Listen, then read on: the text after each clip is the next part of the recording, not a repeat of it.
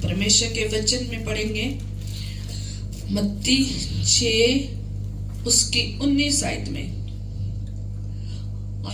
परमेश्वर का वचन कहता है, अपने लिए पृथ्वी पर धन इकट्ठा ना करो जहां कीड़ा और कोई बिगाड़ते हैं और जहां चोर सेध लगाते हैं और चुराते हैं, ये है पृथ्वी के धन की। परंतु अपने लिए स्वर्ग में धन इकट्ठा करो जहां ना तो कीड़ा और ना कोई बिगाड़ते हैं, जहां चोर ना सेध लगाते हैं और ना चुराते हैं। हालेलुया। आज का जो विषय है वो भी यही है और इसी कलाम में से है कि अपने लिए स्वर्ग में धन इकट्ठा करो। आज का वचन ये है कि हमने अपना धन कहाँ इकट्ठा करना है? स्वर्ग में। आज दुनिया लगी हुई है धन इकट्ठा करने इस पृथ्वी में, और पृथ्वी का ये नहीं पता कब छोड़ के चले जाना है, पर धन इकट्ठा कहाँ करने लगी हुई है? पृथ्वी पे, इस धरती पर। और परमेश्वर का वचन कहता है कि परंतु अपने लिए स्वर्ग में धन इकट्ठा करो। कहाँ इकट्ठा करो? स्वर्ग में। अब आप कैसे समझेंगे कि स्वर्ग में धन इकट्ठा करना कैसे है? ये विषय थोड़ा सा लंबा चलेगा, पर आज नहीं, ये थोड़ी अलग अलग सीरीज में चलेगा। ठीक है, आज तो बहुत छोटा सा वचन है। ठीक है, आज तो सिर्फ इसके ऊपर वचन है कि धन है क्या। ठीक है, धन है क्या है, सिर्फ इतना। ये इसलिए तो वचन मैं आपको बता रही हूं ताकि आप इस धन को समझें और इस धन को संभाल के रखें। हालेलुया। कहता अपने लिए। किसके लिए? अपने लिए। आप लोगों की बात हो रही है कि अपने लिए स्वर्ग में धन इकट्ठा करो। पृथ्वी पर नहीं, स्वर्ग पर धन इकट्ठा करो। अब स्वर्ग में धन इकट्ठा करना है तो पहले हमें धन के बारे में पता होना चाहिए। धन है क्या है? धन है क्या है जो मुझे इकट्ठा करना है इस पृथ्वी पर रहकर, ताकि इसकी जगह कहाँ हो? स्वर्ग में। वो स्वर्ग में इकट्ठा किया जाए। मैं यहाँ काम करूं और धन कहाँ इकट्ठा हो? स्वर्ग में। हम अगर सांसारिक तौर पर देखते हैं, लोग पृथ्वी पर रहते हैं, पृथ्वी के धन को इकट्ठा करने के लिए कितने काम करते हैं। पहले लोग एक जना काम करता था तो सारा परिवार खाता था और पैसे इकट्ठा होता था, घर बनता था, सब कुछ होता था, शादियां होती थी और जमीनें, सब कुछ लोग, सोना चांदी, सब कुछ लोग अपने लिए धन इकट्ठा करके रख लेते थे। ये हम संसारिक तौर पर देखते हैं कि उसके लिए हम कैसे मेहनत करते हैं। अगर संसार का धन इकट्ठा करना है अपने आप को चलाने के लिए और अपने बच्चों के लिए छोड़कर जाने के लिए, तो कितनी मेहनत करते हैं। अगर जॉब करने वाले को देखेंगे तो वो 8 घंटे जॉब करेगा, 8 घंटे जॉब करेगा। अगर किसी का अपना शॉप है, बिजनेस है, तो वो तो लगा ही रहेगा। अगर शॉप है, सुबह से वो शुरू होती है, रात तक चलती है। हर एक जो संसारिक तौर पर धन इकट्ठा कर रहा है ना, उसे बहुत मेहनत करता है और पैसा इकट्ठा करता है अपने घर के लिए और अपने घर को बनाने के लिए, अपने परिवार को संभालने के लिए, सब चीजों के लिए वो धन इकट्ठा करता है। संसारिक तौर पर उसे पता है इंसानों को कि धन कैसे इकट्ठा करना है। ये वचन खुदा के लोगों के लिए, मसीहों के लिए है कि मसीही लोग जिनके लिए स्वर्ग में जगह है, जिनको खुदा ने न्योता दिया है, मसीही लोगों को खुदा ने एक आशा दी है कि हमने यहां नहीं रहना, हमने कहा जाना है? स्वर्ग में। अब स्वर्ग में जाना है तो जो धन है तो खाली जाना है। स्वर्ग में आप जाना है तो धन लेकर जाना है। धन आपने वहीं पर जमा करना है और धन कैसे जमा करना है वो आपने सीखना है। ठीक है, तो बाकी संसारिक धन इकट्ठा करने की तो आप सबको अकल है, बच्चों को भी आजकल अकल है पैसा कमाना कैसे है, और दूसरा बड़ों को भी बड़ी है, सबको पता है पैसा कमाना कैसे कैसे है। एक समय था बच्चे पढ़ते ही थे और माँ बाप कमाते थे। आज की डेट में बच्चे पढ़ते भी हैं और माँ बाप और साथ में कमाते भी हैं। ऐसे हो रहा है। पर लेकिन इस बारे में तो सब बच्चों को, बुजुर्गों को, जवानों को पता है जसमानी धन कैसे इकट्ठा करना है, संसार में कितनी मेहनत करनी है, कैसा घर में धन अपने बैंकों के बैंक भरने हैं, ये सब पता है। हम मसीहों को ये कलाम मिला है कि स्वर्ग में धन कैसे इकट्ठा करना है। स्वर्ग में धन को इकट्ठा करने के लिए आपको खुदा के चरणों में कलाम से सीखना पड़ेगा कि मैं अपने लिए धन स्वर्ग में कैसे जमा करूं। संसार में तो अकल आ गई है धन जमा करने की, स्वर्ग में भी अकल आनी, स्वर्ग के में भी धन जमा करने की क्या आनी चाहिए? अकल और समझ होनी चाहिए। और ये धन पहले सीखेंगे कि धन है क्या। धन क्या है? क्या समझते हो कि धन है क्या? पहले धन को समझना बहुत जरूरी है। संसारिक धन को तो पता है आपको क्या क्या है, पर लेकिन फिर भी बता देती हूँ संसारिक धन क्या क्या है। पैसा है, जमीन है, सोना चांदी है, घर पर है, घर बार है, और एक और धन है जो परमेश्वर के वचन में भी लिखा है कि जो बच्चे हैं ना वो क्या है? मिरास है। जो बच्चे हैं वो परमेश्वर की ओर से मिरास है, जागीर है हमारी। आज लोग, संसारिक लोग कहते हैं हमारा धन तो हमारे बच्चे ही हैं, है ना। ये बच्चे सही तो पैसा ही पैसा है, क्योंकि हमारे पास तो बच्चे हैं, काम कर लेंगे, हम काम किए, हमारे बच्चे जागीर है, हमें वो हमारे लिए ही धन है। आज हम धन इंसानों को भी बना देते हैं कि हमारे लिए तो हमारे धन बच्चे ही है, हमारा परिवार ही है, हमारा तो ये है, हमारा तो वो है ना। पर लेकिन आत्मिक तौर पर धन क्या है ये सीखेंगे। धन जो आत्मिक तौर पर है वो आप है। आप है धन, मैं हूं धन, और ये धन मुझे स्वर्ग से मिला है। आप जो धन है वो स्वर्ग से मिले हैं। हर एक को धन स्वर्ग से मिला है। आप कहोगे ये कैसे मिला स्वर्ग से? क्योंकि परमेश्वर जो है वो आत्माओं का पिता है। आत्मा को कोई नहीं बना सकता, आत्मा को कोई नहीं बना सकता, पर जो परमेश्वर है वो आत्मिक पिता है। जो परमेश्वर है वो आत्मा है, जो परमेश्वर है वो आत्माओं का पिता है, और वो हमें शरीर देता है और इसमें क्या देता है? आत्मा देता है। ये धन, आत्मा का धन कहां से मिला है? परमेश्वर की ओर से। जितना हो सकेगा मैं आपको धन के बारे में बताऊंगी। अगर मैं कहीं रह गई तो फिर जब खुदा प्रकाशन देगा हम और सीखेंगे। अभी तो स्टार्ट हुआ है, ठीक है। ये आत्मा आपको कोई मनुष्य नहीं दे सकता, आपको कोई ज्ञानी नहीं दे सकता, दुनिया की कोई ताकत नहीं दे सकती। ये आत्मा का सिर्फ बनाने वाला आत्मिक पिता है। आत्माएं उनके पास है, आत्माएं उनके पास है, वही केवल पिता है। और वो रोज कितनी आत्माओं को स्वर्ग से धरती पर भेजता है और बच्चे जन्म लेते हैं। और आत्मा सिर्फ मनुष्य में होती है, आत्मा किसी और में नहीं होती। जानवरों में, पंछियों में, जीव जंतुओं में, किसी के ऊपर इनके पास नहीं है। सिर्फ ये सौभाग्य मनुष्य को मिला है, ये सौभाग्य हमें मिला है। इस जिस्म को खुदा ने ही दिया है, ये भी धन है। पर ये एक दिन, इसका समय सिर्फ उतने दिन के लिए है जितने दिन हमें धरती में सांस और साल दिए हैं, उतने दिन के लिए। उसने ये जो जिस्म का धन दिया ना, उसने कुछ पलों के लिए दिया है, कुछ समय के लिए दिया है, कुछ सालों के लिए दिया है।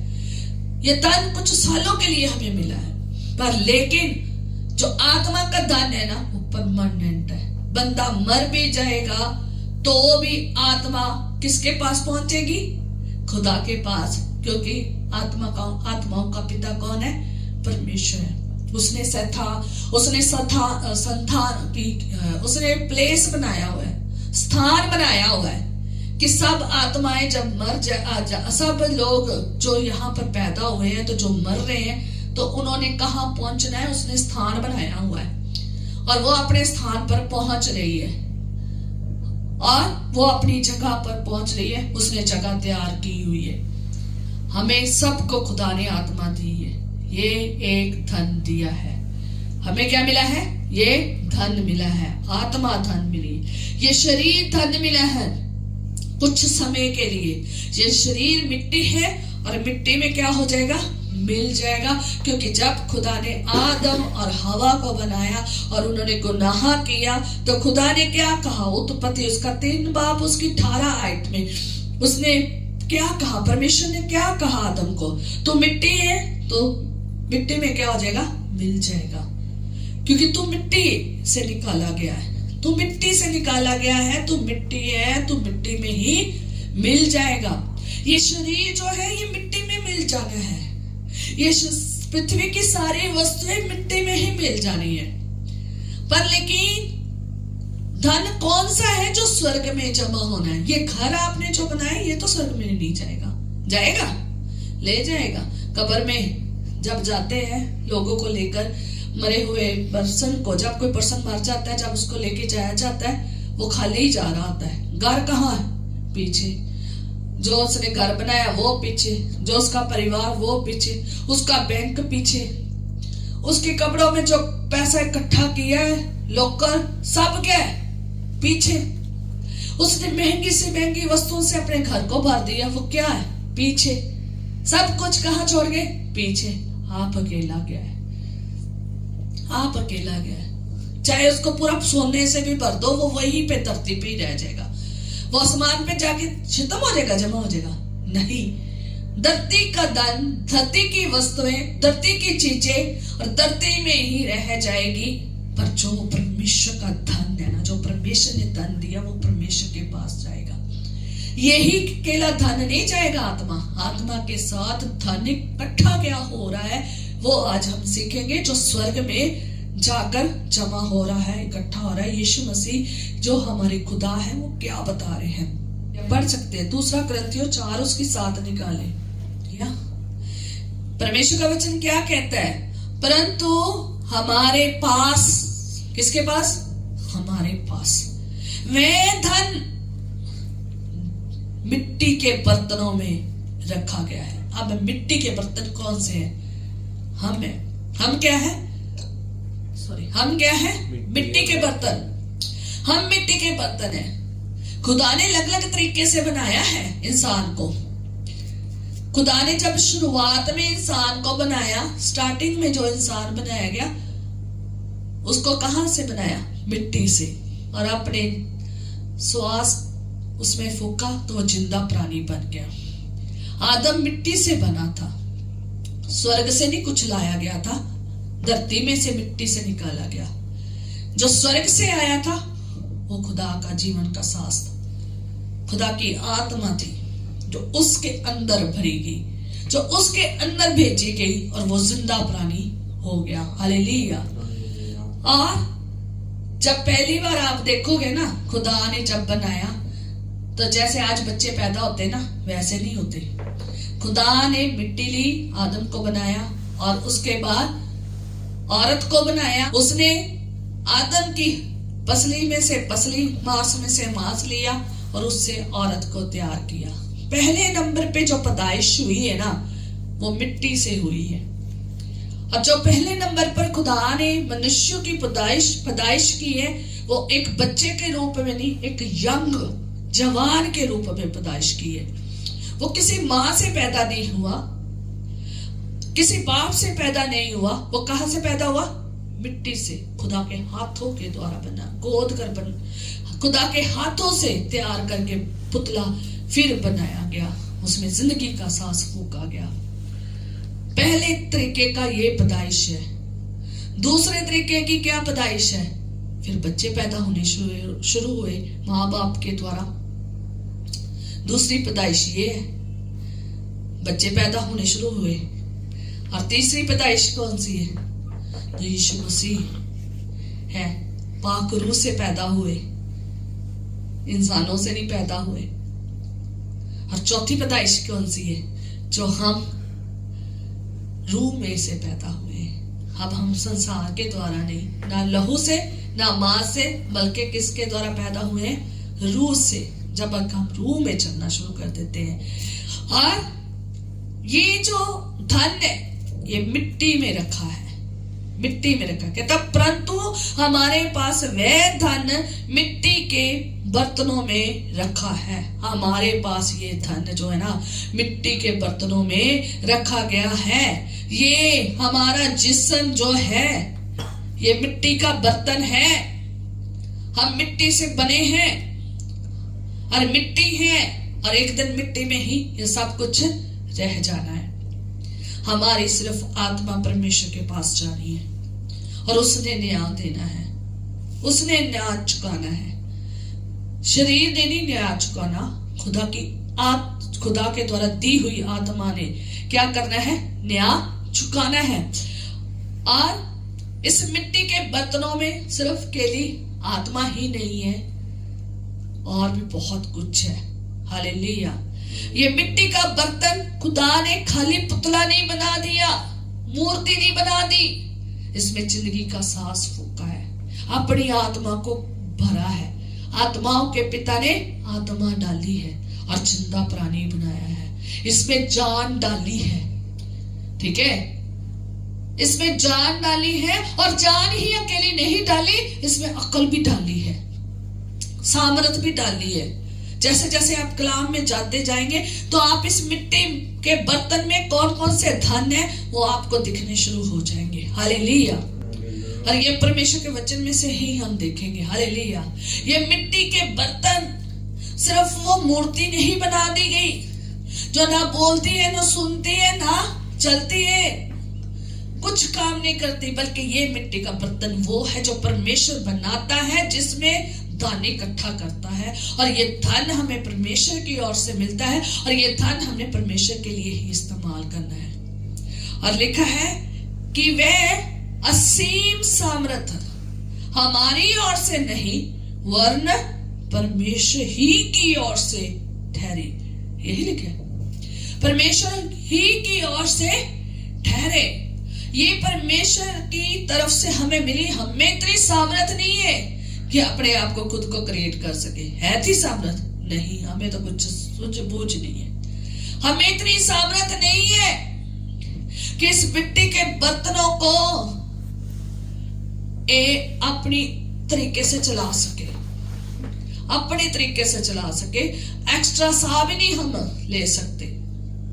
ठीक है, खुदा ने मिट्टी के बर्तन जरूर बना दिए हैं, उसमें अपनी आत्मा जरूर डाल दी है, उसमें खुदा ने आशीष जरूर डाल दी है, आगे देखेंगे, और अपने कामों के लिए जरूर रख दिया है। पर लेकिन जितने दिन के लिए रखा है, जो जो दिया है वो खुदा की ओर से है, हमारी ओर से कुछ नहीं है। हमें इतनी सामर्थ नहीं है कि हम एक पैर भी उठा सके। हमें इतनी सामर्थ नहीं है कि हम एक सांस भी अपनी मर्जी से ले सके। हमें इतनी सामर्थ नहीं है कि हम अपनी पलकों को भी झपक सके। आप आज जो कर रहे हो ना वो खुदा की सामर्थ से कर रहे हो। हालेलुया। का धन है कौन सा है? पहला नंबर टैलेंट्स। क्या है? टैलेंट्स। तरह तरह का टैलेंट्स खुदा ने आदमियों में, औरतों में, बच्चों में क्या कर दिया है? भर दिया है। कोई भी दुनिया में ऐसा आदमी नहीं होगा, औरत, बच्चा, बुजुर्ग, जवान, ऐसा नहीं होगा जिसमें टैलेंट ना हो। चाहे एक हो तो चाहे 10 हो तो चाहे जितने मर्जी हो, टैलेंट जरूर होता है। उनको पता है कि कैसे करना है। टैलेंट्स खुदा ने सारी दुनिया को दिया है, सारी दुनिया को दिया है। और ये टैलेंट्स लोग इस्तेमाल भी करते हैं। किसी को गाने का टैलेंट है ना, वो इतना सुंदर गाते हैं, पर गा किसके लिए रहे? यही तो हमने देखना है कि खुदा ने टैलेंट सारी दुनिया को दिया है, पर वो गा किसके लिए रहे? आज अगर देखा जाए तो लोग जो टैलेंट्स भरे हैं ना, वो अपना टैलेंट्स उल्टा ही इस्तेमाल कर रहे हैं, और कई लोग सही, उनको पता है हमने अपने टैलेंट्स को कैसे प्रयोग करना है। कोई भी मनुष्य ऐसे नहीं है जिसको खुदा ने टैलेंट नहीं दिया। हर एक को टैलेंट से भरा है। हो सकते हैं थोड़े हो सकता है ज्यादा हो, पर लेकिन खुदा ने टैलेंट्स दिया है। दूसरा नंबर, खुदा ने गिफ्ट दिए हैं। मैं किसी दिन आगे बताऊंगी कि संसारिक गिफ्ट के बारे में, जब उसका आएगा। खुदा ने संसारिक भी खुदा ने लोगों को दी है आशीष, पर लेकिन याद रखें ये जो गिफ्ट है ना, ये मसीहों के लिए स्पेशल खुदा ने रखे हैं। ये वचन में लिखे हैं, ये बाइबल में गिफ्ट्स लिखे हैं। ये हर एक इंसान को खुदा ने नहीं दिए हैं। ये तोहफा खुदा ने हर इंसान को नहीं दिए हैं। ये गिफ्ट्स खुदा ने सिर्फ विश्वासियों को दिए हैं जो परमेश्वर की पाक रूह से भरे हुए हैं। खुदा ने ये गिफ्ट सिर्फ उनको दिए हैं। ये तोहफे उन्हें दिए हैं। ये तोहफा जो परमेश्वर ने हमें दिया है, जो हमें ये भर के रखा है ना, हम खाली हाथ नहीं आए हैं। हमें खुदा ने बरकतों से भरकर भेजा है, अंदर स्पेशल गिफ्ट डाल के भेजा है। अब वो अलग बात है, आप उसको दबा के बैठे रहो, आप उसका इस्तेमाल ना करो। खुदा ने हमें गिफ्ट दिए हैं, और खुदा ने जो हमें गिफ्ट दिए हैं तो वो ऐसे नहीं मिल जाते, वो तब मिलते हैं जब हम योग्य होते हैं। गिफ्ट किसको दिया जाता है? ऐसे थोड़ी गिफ्ट देने चले जाते। देते कभी किसी को ऐसे गिफ्ट देने हर एक को? मैं ये सोचती हूँ संसारिक तौर पर सबको गिफ्ट मिले होंगे, पर लेकिन रूहानी तौर पर गिफ्ट, जो रूहानी गिफ्ट है वो किसी किसी को मिले हैं। मसीही हर मसीही को नहीं मिले। मैं ये भी कहना चाहती हूँ, हर मसीही जो चर्च में आता है ना, कलीसिया में आता है, हर एक को खुदा ने गिफ्ट नहीं दिया, हर एक को नहीं दिया। उसी को दिया है जो पाक रूह की भरपूरी में है। खुदा ने स्पेशल उनको गिफ्ट दिए, स्पेशल गिफ्ट दिए हैं। और ये आप पढ़ सकते हैं कुरिन्थियों में जाकर, पाक रूह के गिफ्ट ये विश्वासियों को और खुदा की सेवा करने वालों को मिलते हैं, जो सेवकाई के लिए तैयार होते हैं। ये गिफ्ट उनको मिलते हैं जो सेवा के लिए तैयार किए जाते हैं, जो चुने जाते हैं परमेश्वर की महिमा के लिए, जो चुने जाते हैं परमेश्वर के कामों के लिए, उनको ये गिफ्ट दिए हैं। ये सेवकाई के गिफ्ट है। अलग अलग तरह की सेवकाइयां दी है खुदा ने। किसी को कौन सी सेवकाई दी है? पास्टर की, कि तूने पास्टर का काम करना है। किसी को टीचिंग की, तूने टीचिंग का काम करना है। हाँ, किसी को इवेंजलिज्म की, है ना, तूने इवेंजलिज्म बनना है, तूने यही काम करना है। किसी को किसी तरीके का गिफ्ट मिला है, किसी को दान देने का। वो ये नहीं कर सकता, पास्टर नहीं कर सकता, टीचिंग नहीं बन सकता, प्रॉफिट नहीं बन सकता, तो उसको खुदा ने दान देने का गिफ्ट दिया है। उसके पास बहुत पैसा दिया होगा तो वो दान ही करेगा ताकि खुदा का काम बढ़े। हालेलुया। खुदा ने ये मिट्टी के बर्तन में इतना धन दिया है ना, रूह, जिस्म, जान, ये तो दी ही दी है। ठीक है, ये तो दी ही दी है। साथ में खुदा ने जब हम आत्मिक रीति में चलना शुरू कर देते ना, तो आत्मिक रीति में जब हम ये धन को इकट्ठा करते ना, ये धन वहां पहुंचता है। ये धन वहां पहुंचता है। जैसे जैसे ये वचन जाएगा आप सीखते जाएंगे। और ये खुदावन खुद अपने लोगों को देता है जो सेवकाई के लिए इस्तेमाल किए जाते हैं, जो पाक रूह से भरे होते हैं। पाक रूह फिर अपनी सामर्थ उनके ऊपर प्रकट करता है और फिर वो सामर्थी बनते हैं। और सामर्थ फिर अलग अलग तरह की मिलती है। गिफ्ट, वरदान अलग अलग तरह के मिलते हैं। कौन कौन सा? बुद्धि का आत्मा। बुद्धि का आत्मा यही है ना, ग्रंथियों में पढ़ लेना जाके। बुद्धि का आत्मा, आत्मा पाक रूह के गिफ्ट है। बुद्धि का आत्मा, उसे वो बुद्धि होगी जो खुदा की बातों को समझने की बुद्धि होगी। मैं संसारिक बुद्धि की बात नहीं कर रही हूं, मैं बुद्धि कलाम की बात कर रही हूं। इस कलाम को समझने की, सेवकाई को करने की बुद्धि। ये बुद्धि खुदा ने अजीम बुद्धि नहीं दी संसारिक लोगों को, शारीरिक लोगों को नहीं दी। शारीरिक लोगों की बुद्धि है, मैं उसकी भी बात करूंगी आगे। पर ये जो बुद्धि का वरदान है, ये परमेश्वर ने सिर्फ और सिर्फ आत्मिक लोगों को दिया है, जो आत्मा में चलते हैं, विश्वास में चलते हैं, जो खुदा के पाक रूह की सामर्थ से भरे हुए हैं। जब आप प्रेरितों के काम पढ़ोगे तो वहां पर आप देख सकते हैं कि खुदा का पाक रूह ने जिस जिसको जो सामर्थ दी बोलने की, वो वैसा ही बोले, उन्होंने वैसा ही किया। हालेलुया। ये गिफ्ट खुदा की ओर से आता है, ये इंसान नहीं दे सकता किसी को, ये खुदा देता है। आपके पास खुदावंद गिफ्ट देता है। आज मसीह लोग खो रहे हैं, वो परमेश्वर के लिए इस्तेमाल नहीं कर रहे हैं। बुद्धि का आत्मा, वो आत्मा जो आपको कहां समझ देता है? कलाम की। और सुलेमान बादशाह किसका बादशाह था? इजराइल का बादशाह था, इसराइलियों का बादशाह था। उसने इस्राएल की बादशाहित को कायम करने के लिए उसने क्या मांगी थी? बुद्धि। परमेश्वर से बुद्धि मांगी थी, और बुद्धि से उसने महल बनाया, बुद्धि से उसने अपना राज्य को बिल्ड किया, और बुद्धि से उसने न्याय किया, बुद्धि से उसने खुदा के भवन को बनाया, बुद्धि से उसने बहुत कुछ किया। उसकी बुद्धि की इतनी खुदा ने सामर्थ उसको बख्शी, खुदा ने इतनी उसको सामर्थ दी कि बुद्धि के चर्चे बाहर के राज्य में होने लगे, और बाहर के राज्य के राजे आकर उसके पास आने लगे। और आप देख सकते हैं, और अगर उसके भवन को कोई देखने जाता था, अद्भुत बुद्धि से उसने बनाया था। इतनी बुद्धि थी। उसका जो न्याय था ना, उसके चर्चे थे, वो कैसा न्याय करता है, जाके पढ़ना। एक और बुद्धि की बात बताऊंगी कि जब मूसा को खुदा ने वो पवित्र तंबू बनाने के लिए कहा, अति पवित्र स्थान बनाने के लिए कहा, उसको बनाने के लिए भी बुद्धि थी। याजकों के कपड़े कैसे तैयार करने, उन सब चीजों के लिए क्या दी थी? बुद्धि का आत्मा दिया था उन लोगों में जिन्होंने ये सब कुछ बनाना था। जाके पढ़ना।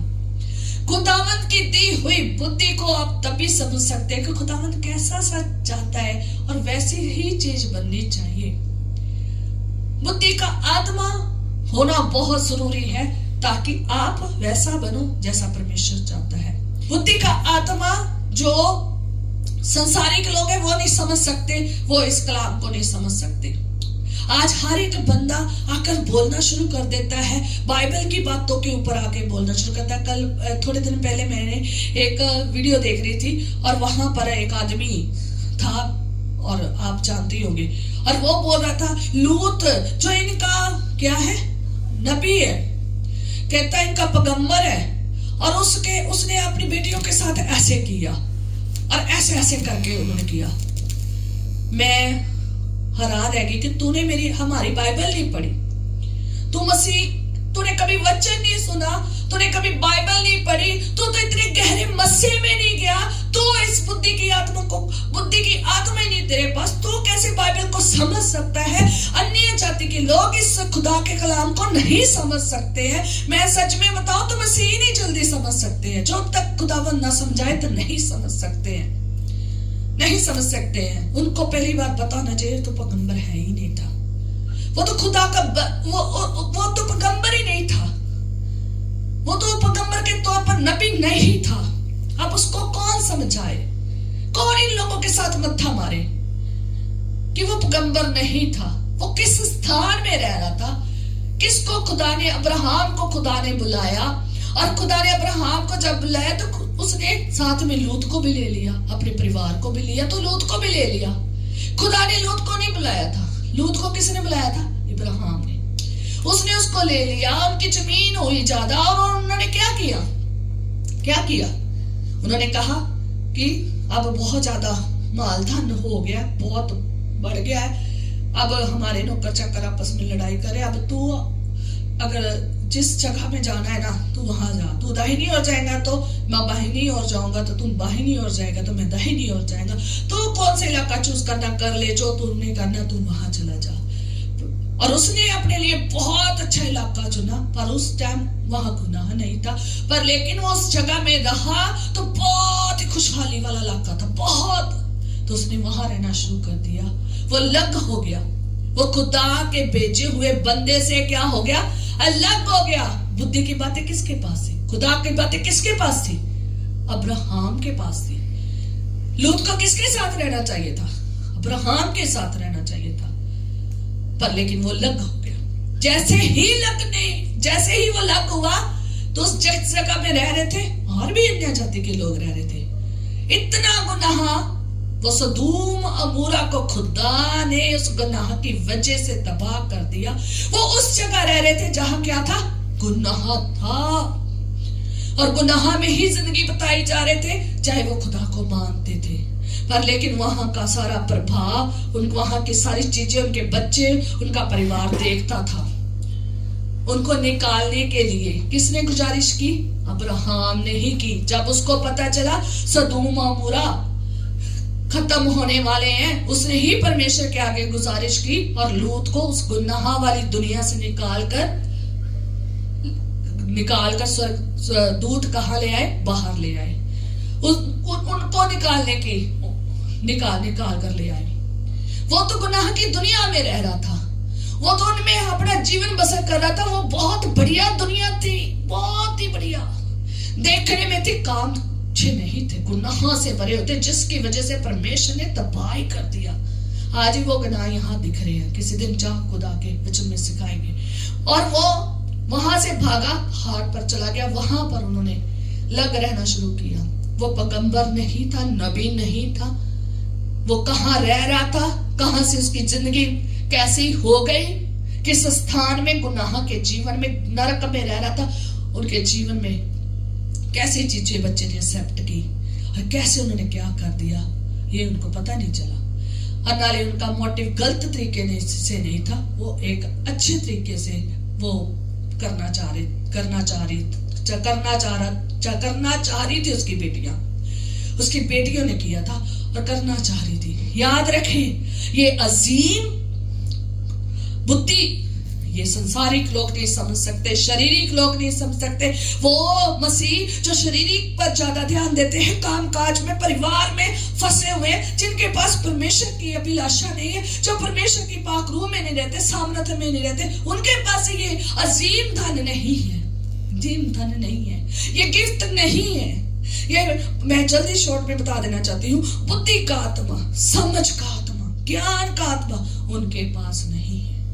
ये हमारे कई मसीहों में नहीं है, तभी तो कलीसिया के बंदे एक दूसरे को समझ नहीं पा रहे हैं, क्योंकि जो बुद्धि खुदा ने अपने बंदे को दी है तो वो कलीसिया के बंदे नहीं समझ पा रहे हैं। तभी तो एक घर जो है, घर में बुद्धि दी है ना खुदा ने अपने चलने वाले बंदे को, तो वो घर के बच्चे नहीं समझ पा रहे, क्योंकि वो उस बुद्धि को भी रिसीव ही नहीं किया, आत्मिक बुद्धि को रिसीव नहीं किया। इसलिए वो समझ नहीं पा रहे इन कलाम की बातों को। समझने के लिए उसे खुदा के साथ समय बताना पड़ेगा, वचन भी पढ़ना पड़ेगा, साथ दुआ भी करनी पड़ेगी, खुदा के पास की सहायता भी चाहिए। आज क्यों घर में लड़ाइयां हो रही हैं, आज क्यों लोग संसार में फंसे हैं, आज क्यों खुदावन के घर को छोड़कर कहीं और हैं, आज क्यों आपस में पास्टर और आपस में ये सब कुछ है, क्योंकि समझ नहीं, अंडरस्टैंडिंग नहीं है, ज्ञान नहीं है, हमने कैसे चलना है। बुद्धि का आत्मा नहीं है। जिनके पास आत्मा है ना बुद्धि का, वही कलाम की बातों को समझ सकता है, वो आत्मिक रीति में और चल सकता है। समझ नहीं है, ज्ञान नहीं है, विश्वास का आत्मा नहीं है। विश्वासी वो ही होता है जो यीशु के पीछे चलता है, विश्वास में दृढ़ होता है, चाहे जैसा मर्जी भी हालात क्यों ना हो, वो विश्वास में बना रहेगा, उसका विश्वास टूटेगा नहीं, डगमगाएगा नहीं हालातों को देखकर। और ये विश्वास हर कोई संसार का बंदा यीशु पर नहीं कर सकता, ये पाकरू पाए हुए लोग ये विश्वासी रह सकते हैं। चंगा करने का आत्मा खुदा ने किसी को दिया है? किसी को नहीं दिया। अपने लोगों को जिनको सेवा बख्शी उनको दिया है। सामर्थ के काम अपने लोगों को जिनको खुदा ने सेवा बख्शी है, सामर्थ के काम कर रहे हैं। आज कहते कैसे हो रहे हैं, ये बुद्धि की बातें हैं, वो समझ नहीं सकते। खुदा की ओर से ये गिफ्ट मिले हैं, ये टैलेंट, ये गिफ्ट, और गिफ्ट परमेश्वर की ओर से मिले हैं। और याद रखे, जब आप सेवकाई में आ जाते हैं, जब ये टैलेंट जो आपको मिले हैं, बचपन से ही आपको मिले हैं, जाहिर चाहे आपके 10 साल बाद हुए हो, पर लेकिन जो टैलेंट और गिफ्ट जब दोनों सेवकाई में इस्तेमाल होने शुरू हो जाती ना, तो फिर क्या होता है, नजारा ही नजारा। फिर तो खुदा की महिमा ही महिमा, जलाल ही जलाल। गिफ्ट में और नहीं पढ़े, आप पढ़ लेना। पवित्र आत्मा के सारे गिफ्ट आत्माओं को परखने के, अनेक प्रकार की भाषा के भाषाओं का अर्थ बताने के, ये गिफ्ट आप पढ़ सकते हैं। जाकर पाकरू के गिफ्ट पढ़ सकते हैं, पाकरू की सेवकाइयां पढ़ सकते हैं जो खुदावंद देता है। पाकरू में होकर जो सेवकाइयां परमेश्वर देता है, पाकरू देता है, पढ़ सकते हैं आप। हालेलुया। अलग अलग तरह की खुदा ने सेवकाइयां दी है, ठीक है, टीचर की, प्रॉफिट की, ठीक है, और किसकी, पास्टर्स की, प्रॉफिट की, ठीक है। ये सारी सेवकाइयां परमेश्वर ने दी है, स्पेशल दी है, ताकि खुदा के लोग खुदा की सेवा करें। और ये जो धन मिला है ना, ये है धन, ये हमारे अंदर परमेश्वर ने भरा है। जब टैलेंट और धन, और जब टैलेंट और गिफ्ट दोनों खुदा के लिए इस्तेमाल होते हैं ना, खुदा की सेवकाई में इस्तेमाल होते हैं, ऊपर कराते हैं, ऊपर कराते हैं, और परमेश्वर का जलाल को जाहिर करते हैं, और खूबियां बढ़ जाती हैं, और बरकतें आ जाती हैं। खुदा ने हमें दी है, ये खुदा ने सिर्फ और सिर्फ ये बरकतें खुदा ने किनको दी है, मसीहों को दी है। आप कहोगे बाकी सारे निर्बुद्ध बैठे हैं, बेसमझ बैठे हैं संसारिक लोग। बता देना चाहती हूँ, खुदा ने इतनी समझ हर एक को दी है, हर प्राणी को दी है, अपने को घर को संभालने की, अपने बच्चों को पालने की, घर को बनाने की, आने जाने की, हर एक चीज की समझ तो खुदा ने हर प्राणी को दी है। हर मनुष्य को सामान्य आंसी जो समझ है ना, वो सबको दी है। बुद्धि इतनी तो दी है कि संसार में कैसे रहना है, भले कैसे बनना है, सबको दी है। इतनी तो खुदा ने सबको दी है, पंछियों को भी दी है। अगर मैं आपको बात बताऊं तो घर को कैसे संभालें इस संसार में, अपने घर को, परिवार को कैसे काम काज करने हैं, कैसे दूसरों के साथ रहना है, इस संसार में कैसे सरवाइव करना है, इतनी बुद्धि तो खुदा ने हर एक को दी है। चाहे वो पंछी है, उनको भी पता है, उनको भी पता है अपना परिवार कैसे पालना है, उनको भी पता है कैसे अनाज इकट्ठा करना है, उनको भी पता है कैसे हमने सुबह उठना है तो कार्य कामों में लग जाए। उनके पास जाकर देख लो, उनके पास जाकर देख लो, जानवरों को देख लो, जीव जंतुओं को देख लो, चाहे पानी में है चाहे रेगिस्तान, कहीं पर भी देख लो। इतनी तो बुद्धि उनको भी दी है। खाना कैसे है, अपने बच्चे कैसे पालने हैं, कैसे स्थानों में रहना है, कैसे घरों में रहना है, किस चीज की जरूरत है। मैं डिस्कवरी चैनल जब बहुत देर पहले मैंने ना डिस्कवरी चैनल में एक चीज देखी कि जो वाइल्ड एनिमल है, जो जंगली जानवर है, उनके बारे में बता रहे थे।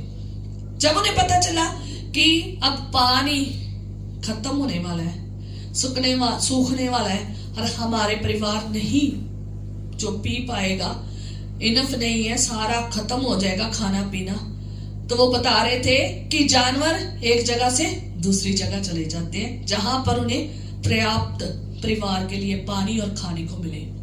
इतनी बुद्धि तो उन्हें भी पता है, हमने इस स्थान से अब मौसम में इस स्थान में रहना है, अब हमें इस मौसम में इस जगह रहना है। चींटियों को देख ले, चींटियां पूरी गर्मियां धन अपना खजाना इकट्ठा करती है, खाने पीने का पूरी कॉलोनी के लिए अपना इकट्ठा करती है, और सर्दियों में आराम से अंदर बैठी होती है। उनसे खुदावन कहता है चींटियों के पास जाओ। जानवरों को भी खुदा ने इतनी अक्ल दी है, ये मौसम आ गया, ये आपके लिए सेफ नहीं है, और वो वहां से मूव कर दूसरी जगह चले जाते हैं। उन्हें भी अक्ल है, उन्हें भी अक्ल है अपने घरों को कैसे बनाना है, बच्चों को कैसे पालना है। खुदा ने हर प्राणी को अक्ल दी है। हम जिस डॉग को रखा है और वो ठोक में भी खुदा ने अकल रखी है। एक दिन मैं देख रही थी कि इतना मौसम खराब, इतनी धुंध, और यहाँ तक कि घर के दरवाजे के अंदर भी धुंध, गीला गीला हुआ पड़ा, और पर हमारा डॉगी बाहर बैठा है। हम उसे कह रहे अंदर आ अंदर आ अंदर आ से हम पर, लेकिन वो बाहर बैठा है, राखी कर रहा है, वफादारी से वो अपने काम को कर रहा है कि नहीं मेरा काम ये है। खुदा ने कैसे इसको अकल दी है, ये कह रही थी ना आपको। एक दिन मैं इनसे बात करी तो मैंने कहा देखा है खुदा ने इसमें कितनी बुद्धि भरी है। तेरा मालिक ये है, तेरा घर ये है, तूने यहाँ खाना है, तूने यहाँ का जो खाकर कैसे अपनी ड्यूटी को पूरा करना है ना, वो अपनी ड्यूटी पूरी कर रहा है। चाहे धूप हो, चाहे इतनी ठंड है, वो बैठा हुआ है, उसको पता है मुझे छिड़कियां पड़ती है और मुझे नहीं काम ये करना, उसे पता है मैंने कैसे चलना, वो उस मालिक की बात को समझता है। पर लेकिन इंसान मालिक की बातों को नहीं समझता, नहीं समझता। खुदा ने उसे किस लिए रखा है। जानवर को जाके देखे, उनमें भी इतनी अकल भरी हुई है कि तुम्हें इस काम के लिए रखा गया, तूने वो काम करना है।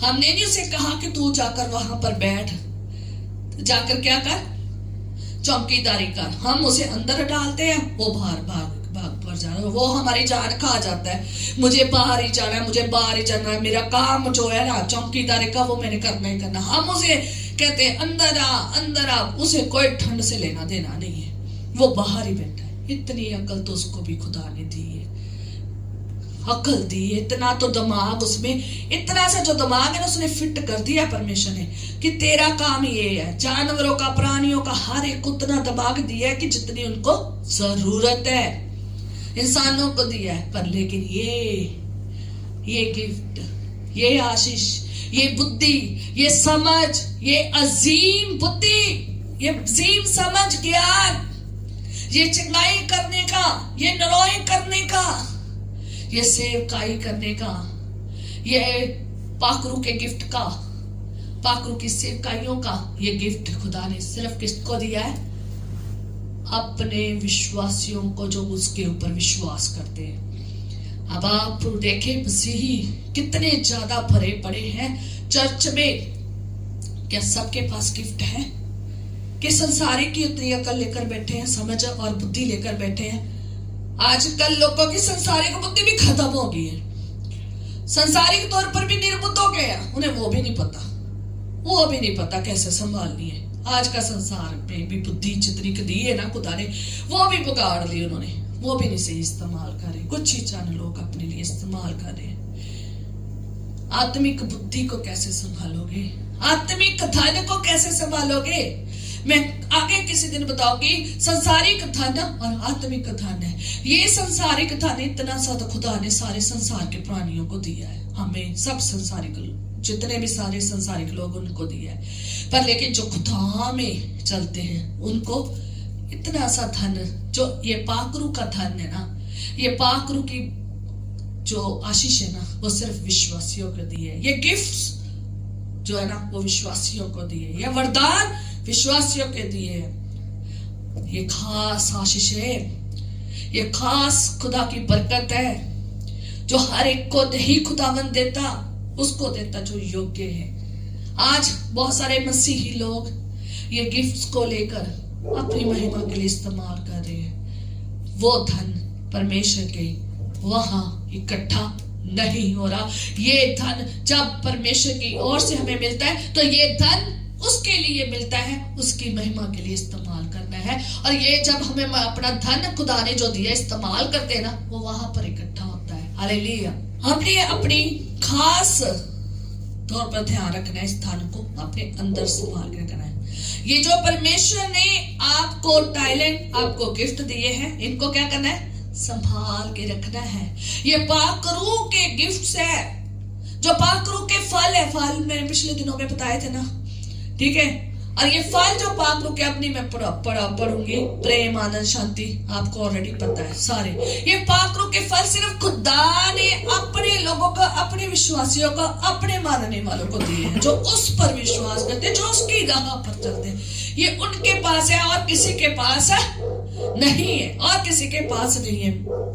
ये धीरज, ये शांति, ये आनंद, ये प्रेम, ये कृपा, भलाई, विश्वास, ये नम्रता, ये संयम अन्य लोगों में नहीं है, ये विश्वासियों में है। और हर मसीह के पास भी नहीं है। हर मसीही वो जो खुदा के चरणों में अपना जीवन व्यतीत करता ना, जो उसका अभिलाषी है, जो उस पर विश्वास करता है, जिसने खुदा के साथ अपना नाता जोड़ लिया है, संसार से हट गए हैं, संसार से दूर चले गए, खुदा के साथ चलना शुरू कर दिया ना, ये उनके लिए है। ये उनमें नजर आते हैं, ये फ्रूट्स उनमें नजर आते हैं, हमारे हर मसीह में नजर नहीं आते। ये सामर्थ खुदा के लोगों में होती है। ये धन खुदा ने हमें दिया है, स्वर्ग से दिया है, पाकरू स्वर्ग से दिया है, पाकरू के फल वरदान स्वर्ग से मिले हैं, जो हम में क्रिएट किए जा रहे हैं, और हम इसको मल्टीप्लाई करना है। याद है वो स्टोरी, एक स्वामी ने अपने 3 सेवकों को क्या दिया था? क्या दिया था? उसने धन दिया था, तोड़े दिए थे। वो अपना धन किनको देके गया था? अपने सेवकों को देके गया था। 3 सेवक को देके गया था। वो स्वामी ने अपने 3 सेवकों को, एक को क्या कितना तोड़े दिए? 5। और दूसरे को कितने तोड़े दिए? 2। और तीसरे को कितने तोड़े दिए? 1। 5, 3, 1। ठीक है, खुदा ने तोड़े दिए थे, पर लेकिन अब ये तोड़े कैसे इस्तेमाल किए? तीनों को जाकर जब देखोगे ना, तो 5 ने 10 बना लिए, 2 ने 4 बना लिए, और 1 ने वो जो थानों से मिला था ना, जो तोड़ा उन्हें मिला था ना, उसने जाकर दबा दिया, उसने जाकर दबा दिया। पर लेकिन जिनको 2 जो पहले थे, जिनको 5 मिले थे, उसने 5 के बजाय 10, उसने धन से और धन बनाया, उसने तोड़े में से और तोड़े बनाए, उसने उन्हें दबा के नहीं रखा। इस मिट्टी के बर्तन में हमें खुदा ने किसी को 5, किसी को 2, किसी को 1 तोड़ा दिया है। आप उसको किसके लिए इस्तेमाल करें? किसके लिए इस्तेमाल करें? कि उस निकम्मे दास की तरह जिसने दबा के रख दिया। आज जिन्होंने दबा के रखा है ना, याद रखे, ये धन ना तो ऊपर जमा हो रहा है, अगर ऊपर धन जमा नहीं हो करोगे तो वो तोड़ा आपसे ले लिया जाएगा और दूसरे को दे दिया जाएगा, और जो निकम्मा दास है ना, उसको नरक में, कहता है वहां फेंको जहां रोना और दांतों का क्या है? पीसना है, उसे वहां फेंक दिया जाएगा, क्योंकि उसने धन का इस्तेमाल नहीं किया, उसने उस तोड़े का इस्तेमाल नहीं किया। ये तोड़े, ये वरदान परमेश्वर की ओर से मिले, हमने इनका इस्तेमाल नहीं किया। ये धन हमारे अंदर भेजा है खुदा ने, किसी को 1, किसी को 5, किसी को 4, किसी को 3, ऐसे भेजे हैं, ऐसे दिए हैं अपने स्वामी, हमारा परमेश्वर, उसने हमें दिए हैं। अगर आपने उसे इस्तेमाल नहीं ना किए, याद रखें, इसका हर्जाना आपको देना पड़ेगा, क्योंकि स्वामी ने आके न्याय करना है। स्वामी ने आके तोड़ों की पूछना है। जो धन आपका परमेश्वर ने दिया है, वो उनके बारे में पूछना है, तूने किया क्या है? मल्टीप्लाई किया है या दबा के रख दिया? ठीक है, तो इसलिए खुदा ने हमें सामर्थ दी है। उस सामर्थ को किसके लिए इस्तेमाल करना है? परमेश्वर के लिए। आज इंसान किसके लिए इस्तेमाल कर रहा है? अपने परिवार को पालने के लिए, अपने काम काज के लिए, संसार की अभिलाषाओं को, शारीरिक अभिलाषाओं को, उसमें फंसा पड़ा है, सारी सामर्थ उसी में लगा रहा है। सामर्थ खुदा की ओर से मिली है। आप सांसारिक सामर्थ को भी व्यस्त, आज लोग सांसारिक सामर्थ को भी खुदा के लिए नहीं लगा रहे हैं। याद रखें, सांसारिक तौर पर भी खुदा ने हमें सामर्थ बख्शी है कि हम खुदा के भी काम करें और हम अपने भी घर के काम करें। और जब हम खुदा के काम भी करना शुरू कर देते हैं, अपने भी काम करने शुरू करते हैं, पाकरू की सामर्थ से हम फिर और भरपूर होते हैं, फिर और काम करते हैं, फिर पाकरू से भरकर काम करते हैं। जैसे चेले पाकरू से भरकर, सामर्थ से भरकर काम करते थे। ना वो रुके, ना वो थके, ना वो अके, ना वो कमजोर पड़े, ना सुस्त हुए, ना वो पीछे मुड़े, आगे बढ़ते गए। आज मसीह लोग घरों में, काम काजों में इधर खोए पड़े हैं। सामर्थ सारी वेस्ट हो रही है। सांसारिक सामर्थ नहीं यूज की, आत्मिक सामर्थ कैसे प्राप्त करेंगे? आत्मिक सामर्थ नहीं मिलेगी। पहले सांसारिक सामर्थ तो यूज कर लो। ये खुदा ने सामर्थ दी है ना, ये जो खुदा ने एनर्जी दी है, ये जो खुदा ने स्ट्रेंथ दी है, ये जो खुदा ने टाइम दिया है, ये जो खुदा ने घर दिया है, ये जो खुदा ने परिवार दिया है, ये सारा धन कहां से मिला है? हमें परमेश्वर की ओर से मिला है। ये बच्चे जो हमारे लिए मिरास मिले हैं, ये परमेश्वर की ओर। ये कहां इस्तेमाल करें? बाहर। खुदा ने टाइम दिया है, आप बाहर इस्तेमाल करें। सारा दिन कामों में निकल जाता है, परिवार में, काम काज में। मैं नहीं ये कहती काम काज नहीं करना, मैं भी घर के काम करती हूँ सारे, मैं भी अपने परिवार के काम करती हूँ, मैं भी अपने संसारिक भी काम करती हूँ, पर लेकिन सब खुदा में होकर खुदा के काम को भी करती हूँ। कोई दिन ऐसा नहीं है कि जिस दिन खुदा के काम किए बिना रह जाऊं। दुआ के बिना रह पाना मेरे लिए तो नामुमकिन है। जैसे एक मछली बिना पानी के नहीं रह सकती, ऐसे मैं खुदा के बिना नहीं रह सकती, खुदा का काम किए बिना नहीं रह सकती, उसके चरणों में आके दुआ करना नहीं रह सकती, वचन पढ़ना नहीं रह सकती, सुने बिना नहीं रह सकती। ऐसे है, खुदा ने आपको टाइम दिया है, संसार में व्यतीत कर रहे, खुदा में नहीं व्यतीत करे, खुदा साफ लेगा। खुदा ने जिंदगी के पता नहीं कितने दिन दिए, कितने साल दिए। अगर आप इस धन को, संसारिक धन को भी वेस्ट कर रहे हैं, उसको नहीं संभाल पा रहे हैं, तो आत्मिक धन कहां से संभालोगे? परमेश्वर के वचन में लिखा है। मैं आगे किसी दिन जब ये वचन चलेगा ना, आगे समझाऊंगी कि कैसे खुदा का वचन कहता है कि तुम संसारिक धन को नहीं संभाल पाए तो तू आत्मिक धन को कैसे संभालेगा? ये हम संसारिक तौर पर जितनी अक्ल, समझ, बुद्धि दी है, ठीक है, संसारिक तौर पर जितनी सामर्थ दी है, शक्ति, बल दिया है, समय दिया है, परिवार दिया है, घर दिया है, ये खुदा के लिए नहीं इस्तेमाल कर पाए तो खुदावंद आपको आत्मिक रीति में क्यों सेवकाई दे देगा? पहले आपको खुदा आत्मिक संसार को छोड़कर आना तो सीखो, चरणों में समय तो देना सीखें, फिर खुदावंद आपको सेवकाई देगा, रूह के फलों वरदानों से भरेगा, फिर वो अगले पाक गिफ्ट देगा, पाक रूह की गिफ्ट देगा। पहले जो आपके पास सामर्थ खुदा ने जसमानी दी है ना, वो तो सीख लो करना। हम इतने पट्टल बन के बैठ जाते ना, हम खुदा का काम करना नहीं चाहते। आज लोग खुदा की सेवा नहीं कर रहे। सांसारिक बुद्धि, जिस्मानी आशीषें और घर की आशीषें, बच्चों की आशीषें खुदा के लिए नहीं इस्तेमाल कर रहे। इसलिए बच्चे आत्मिक नहीं हो रहे, इसलिए घर आत्मिक नहीं हो रहा, इसलिए वो इस्तेमाल नहीं किए जा रहे। और बहुत सारे लोग हैं जिनको खुदा ने गिफ्ट दिए हैं और उन्होंने उस किसकी तरह दबा के रखा हुआ है। और जिन्होंने खुदा का पाक रूप पाया, उन्हें गिफ्ट मिले, उन्होंने उस गिफ्ट को लेकर क्या कर दिया? दबा के रख दिया कि जब स्वामी आएगा ना, मेरा स्वामी तो बहुत हिसाब रखने वाला है, जब आएगा ना उसको मैं दे दूंगा उसका तोड़ा। स्वामी एक की बजाय एक तोड़ा नहीं लेगा, स्वामी एक की बजाय ज्यादा तोड़े लेने वाला है, ज्यादा तोड़ लेने वाला है।